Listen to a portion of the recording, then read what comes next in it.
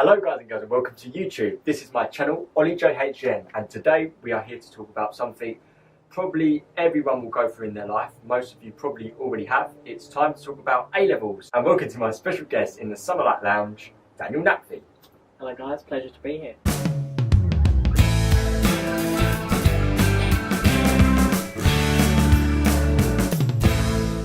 I studied at Best Grammar School from 2009 to 2016, from year 7 all the way up to year 13.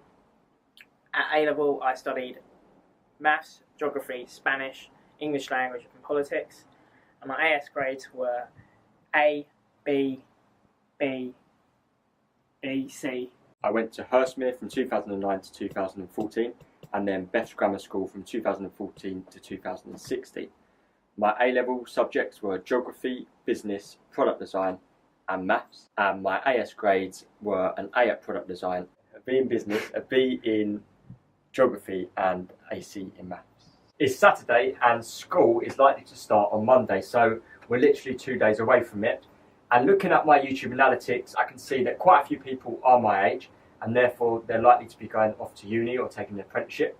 However, there are some people that are in the year below, and that means they're going to be going on to their A2s this year on Monday. And if not that, then you're probably too young to even be thinking about A-levels yet, but they will eventually come up at some point. If you have took your A-levels, then we'll be telling you about our experience of A-levels and seeing if you can relate to it. So without further ado, here we go. I think the first thing we need to talk about is the jump between GCSEs and A-levels. I think it's safe to say anyone who has done A-level will say that the jump is quite massive. You don't expect the workload. The workload's a lot higher. A lot of self-teaching. A lot of self-teaching. You don't expect the teachers to kind of let you be yourself. It's quite a big jump, and you need to. It definitely takes some time to adjust. Yeah, definitely. I'd say it took me a good 3 months, maybe even more. Being an external, it took me some more time to adjust to the school. Yeah. But adding to that, I think that at every stage of your school life, you always think you're at the hardest point. So like when you were taking SATs, you thought it was the end of the world. Yeah. But then now looking back, they were easy. Really well, they weren't easy, but compared to A-levels, they were like 2%. Like if we had to put a percentage, what would you call GCSEs? If A-levels was 100%, what would GCSEs be in difficulty? I suppose because there are so many of them. Yeah. I suppose that kind of brings it up a little bit. I'd say it's probably in the region of like 70 to 80%. Because there were so many of them. If you just did the amount that you did at A-level, perhaps it goes down to like 50, below 50. It wasn't so much the difficulty, it was so much the quantity that you had to do. Yes, and that's one great thing about A-levels. Whatever subjects you pick, because there's only a few of them, 3, 4, maybe 5. Maybe 5 in my case, in some people's cases. You're a lot more focused on the subject. If you are planning on going to university, A-levels is 70% of the decision making academically. If you didn't do great at GCSE, it doesn't matter. If you did amazing at GCSE, it doesn't matter. As long as you can get into sixth form and you can start. GCSE is the key to A-levels, and then A-levels are the key to your life, basically. Yeah, basically, yeah. A-levels are changing. As a whole, are becoming linear. So that means that they're becoming 2-year courses instead of 1 year, then 1 year. Yeah. And when does that kick in? Is that? I believe it starts this it started last academic year. You're going to have to sacrifice some of the things that you wanted to do. I think linking to that, one thing you find when you get to sixth form is there's a social side to it. It is very good, but in a way it can almost be a distraction, I think, to the grades and the A-levels at hand. So it's one of those things where you've got to balance it. Balancing what teachers want you to do, what your friends want you to do. Managing any sport that you do, so it's all possible. You can do everything. Anything is possible if you put your mind to it. Yeah, and if you just manage your time correctly. Yeah, exactly. Dan was saying earlier that teachers lay back, but not because they want to. It's just A-levels, and I suppose putting you in the mode for university. And what that means is you do have to manage your time a lot more. You'll find you've got a lot more work. You'll find that in most schools they'll give you a lot more, as they call them, study periods. Yes. And I think Ollie will agree, and I think many people who have already done A-levels will agree. When the workload is small, the work gets done over, say you have one period, and if there's not a lot of work, the work will get done over the whole period, and not be done as quickly as if there was a lot of work. Yes. When you did waste a study period, you kind of almost regretted it later on. Afterwards you did, yeah. As much fun as it may have been at the time. It's one of those things where you've kind of got to realise why you're in school. If you look at it this way, you could put your heart and soul into every study period, and then you wouldn't really have to work at home until near the exam. Till April time, yeah. Or you can have more free time to do the things that you want to, like sports. Yeah, exactly. Hanging out with friends, meeting up with new people and stuff like that. Whatever you wanted to do. Yeah, straight after school. But I think it's always one of those things where you always say, like, say for example, in the 6 weeks holiday, you say you're going to do homework in the first week, and it always gets left to the last minute. Stress. This is a big thing, obviously, at A-levels. It's definitely, was meant to be anyway, the most hardest 2 years of your life. Yeah. Obviously, depending on what job you get. Yeah, most definitely. In the future, but it's meant to be harder than university. It's certainly harder than GCSEs, we know that. So I think one thing that definitely intensifies the stress is something called a pre-release, and in some subjects you will get it. For example, in geography, our last year there was a Unit 3 and a Unit 4. Unit 3 and 4 came out at the same time, but we didn't start learning Unit 4 until very late because we didn't know what the pre-release was. Correct, it was so dependent. Unit 4 was so dependent on what the pre-release said that we didn't get to start the course until very late. Like, I was juggling a different language, and then I was juggling maths as well. Yeah, another language. Well, yeah, another language in itself. It became very difficult and became very stressful.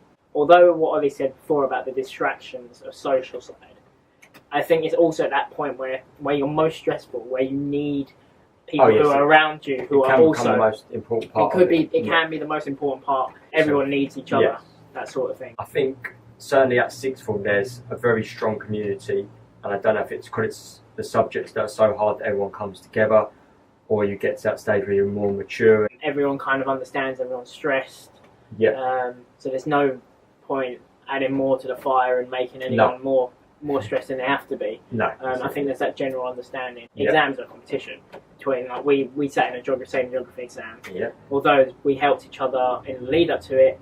When we were in that exam, I was against him, he was against me. It's hard to think of it, but it is a competition at the end of the day. That's our experience, so let's just quickly sum it up for you. So for me, basically, it was a time you'd never forget. It was very stressful, but at the same time, it's a time where you meet probably the closest friends. I'd say you've definitely got to focus, you've got to work hard, try and work from day one if you can, and when you can, try and enjoy it, because you can't be stuck up revising all the time. Definitely a time you won't forget, maybe for the right reasons or for the bad reasons, you won't forget it. So you may as well make it the best possible. It is quite a stressful time, it's quite a hard time, but at the end of the day, everyone's there for the same reason. So the scenery's slightly changed, but that is because the camera mucked up on our last scene. So we're here in the lovely Knoll Park, wasting our time filming this. So we'll continue. So we've told you about our experiences, and now it's time for those 5 quick tips. So the first one is, very quickly, just to choose A-levels you like. Obviously, if you're enjoying something, you're going to be more passionate about it, and you're going to want to learn more about it, research more about it, etc., etc. So that's tip 1. Tip number 2 is so A-levels don't define your future. It's important to remember that universities look at for facilitating subjects. So any really subject that you do can be classed as a facilitating subject. So it's important to choose A-levels you like. So tip 2 links to tip 1, because most universities take facilitating subjects, and most subjects are facilitating subjects. The camera's then changed again because the sun was going mad, but we'll carry on. So we'll just wait for the noisy person to walk. She's actually a mile away, but we can still hear her. Tip number 3 is start from day one, and it's something that you're always not going to want to do. It's something you always say you will, and then you never do. But if you can make the most of your study periods and do as much as you can from day one, it's going to be a lot less work from the end when you're actually revising for those exams. So that is tip number 3. Tip number 4 is to make sure you have a distraction. Distractions are really important, whether that be a hobby, whether that be just going out with friends, whether that be a sport that you play. So we know 3 people who did international sport during sixth form, especially. One of them unfortunately had to just stop the international stuff because of the A-levels, so that shows how important A-levels are. But 2 of them are now going off to America to study and also play football. And tip number 5 is 2 words, and it's enjoy yourself. Make sure you enjoy yourself at A-levels. Okay, so that is the end of the video. Thank you very much for watching. Sorry about the change of scenery and the change of angles in the cameras. I'm sorry about that as well, Dan. Yeah, and the woman. Oh yeah, the noisy woman, which will go in our bloopers. And The child. screamer. But what we're going to do,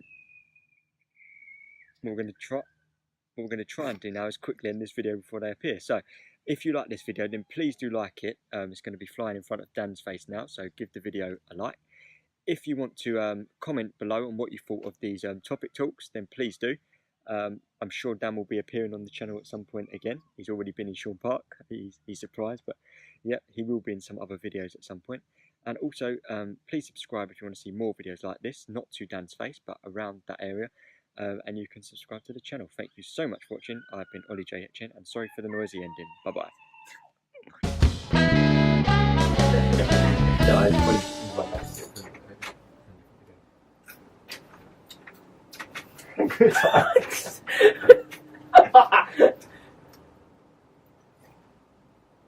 This is Ollie JHN.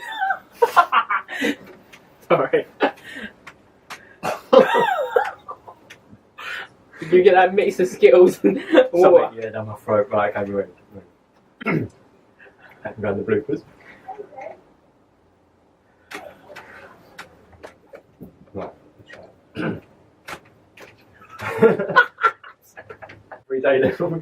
Right, okay, let's go. I'm not even those. I'm sorry, this is just. I think we're going to pause it there.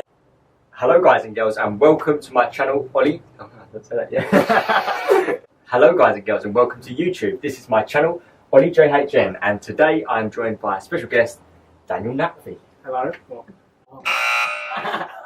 This is so hard.